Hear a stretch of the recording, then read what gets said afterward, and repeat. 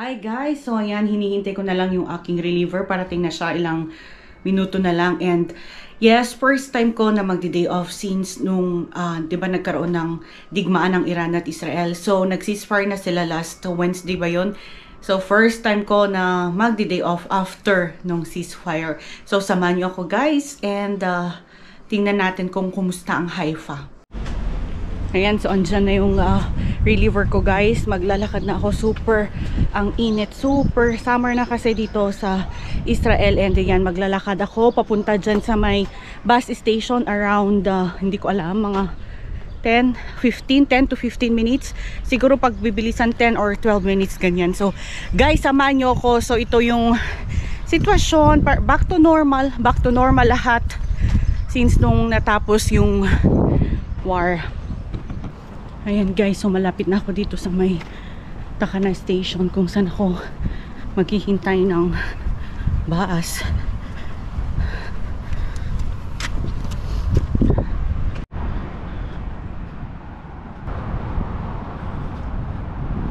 Hindi ko alam kung yan yung sa Haifa. Tingnan nga natin. Ay hindi. 990. I-check ko muna kung anong oras darating yung bus ko, kung ilang minutes. So kung makikita yung screen yan, dyan chine-check kung ilang minutes bago darating yung screen.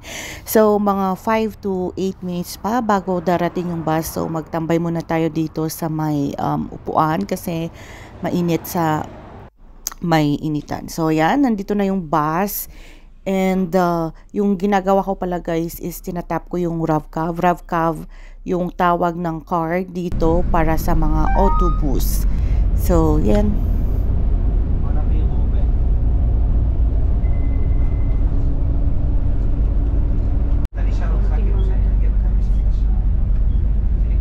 So, ayan, vinoice over ko na lang yung sinasabi ko dito kasi maingay yung background ng bus. So, ang sinasabi ko dito, as you can see, kukonti lang yung mga tao na nakasakay ngayon dito sa bus. Hindi kagaya ng mga previews na nag-off ako. Ang daming sakay sa ganitong oras. Meron pa yung time na walang upuan, so nag-standing ako. Pero normal naman na lahat yung operation ng mga things dito kagaya ng mga buses and everything. Normal na yung bus operations, yung mga work. And kung mapapansin nyo guys, yung day off na ito, gusto ko lang talagang ipakita sa inyo kung kumusta ba ang daily operations, kung kumusta ba yung kapaligiran. Kasi 'di ba nakikita natin or nakikita ninyo sa mga social media, minsan may mga content creator na talagang ine-exaggerate nila yung mga nangyayari. Kunwari may na bomba or na hit ng rocket dito, ang sasabihin na nila half of Israel was hit, na natamaan yung rocket, ganyan. Pero ang totoo niyan, kunwari sa isang lugar, pero totoo naman talaga na may natamaan ng rockets, pero hindi half of Israel is na natamaan ng mga rockets. Kasi may isa akong kakilala na sinasabi na parang ang lahat ata ng Israel na ano na yung bahay, ganyan, pero hindi. So as you can see dito, 'di ba, sa bus and sa surroundings, habang nung naglalakad ako, makikita nyo naman na everything is okay. So ayan, malapit na ako dito sa my next bus station, which is yung Hufa Carmel. Ito yung pinaka-last bus station and central bus station dito sa may Haifa. So samahan nyo na ako. And yan lang, gusto ko lang talaga ipakita sa inyo yung situation, yung surroundings dito, kung kumusta ba yung surroundings. And as you can see, okay naman po lahat.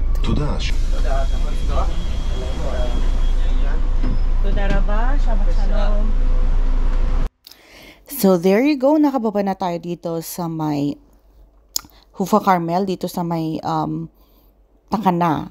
Ang tawag ng bus station dito is Takana. So as you can see, fully operational itong bus station and open yung mga shops kasi hindi pa Shabbat. Pero pag Shabbat na, talagang magko-close na itong mga shops. Ayan also, 'di ba? Nakikita nyo yung building. So far, so good naman. And by the way, ito pala yung bake shop dito sa may Takana. So kunwari pag nagugutom, at least meron itong bake shop na pwedeng pagbilhan ng pagkain. So guys, tara na sa aking platform kung saan ako sasakay ulit ng bus papunta sa Al-Hadar, which is yung pinaka, parang dito talaga yung mga, anong tawag nito? Flat ng mga Pinoy dito. So, ayan, 1 minute pa and andito na yung bus. So, labas na tayo.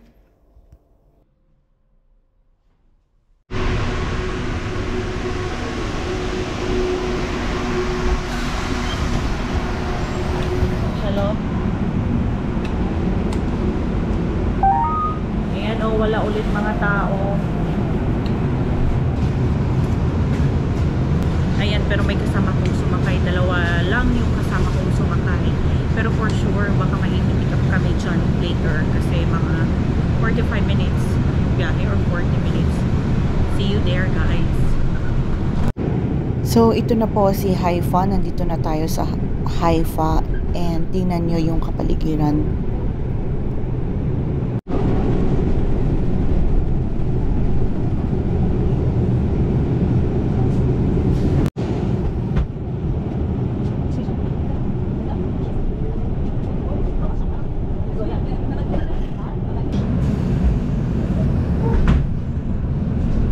So, ito pala yung yung yellow na yan, yung yellow button, yun yung stop button, pinipress yan kapag ang next station is dun ka na bababa.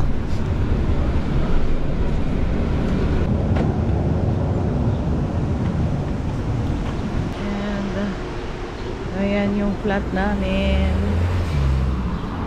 Ito na si Haifa. Thank you, Lord, for safe travels.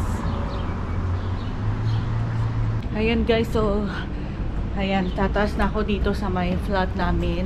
So far, so good. Charing.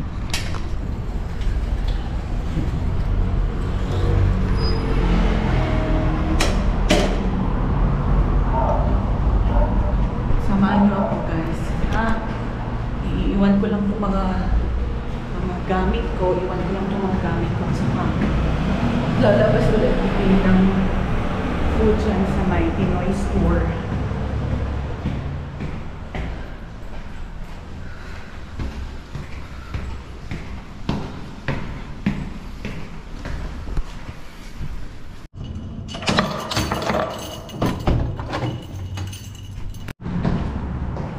Ayan, guys, pababa na ako. Punta na dyan sa may Pinoy store. Dyan na lang ako sa may Pinoy store bumili ng pagkain. Tinatamad na ako pumunta sa may building. Medyo mas malayo ng konti kasi tsaka pagod din for the past days. Puyat. Puyat.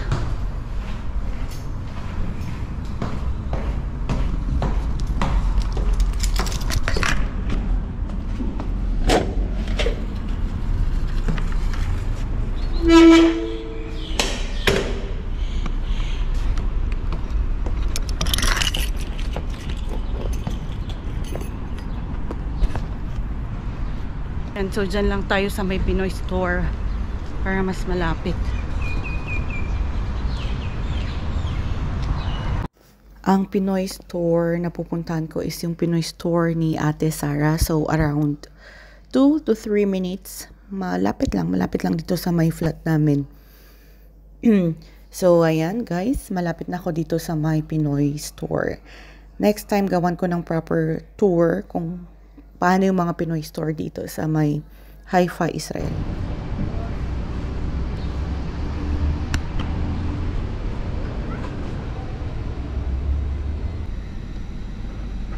Buhos.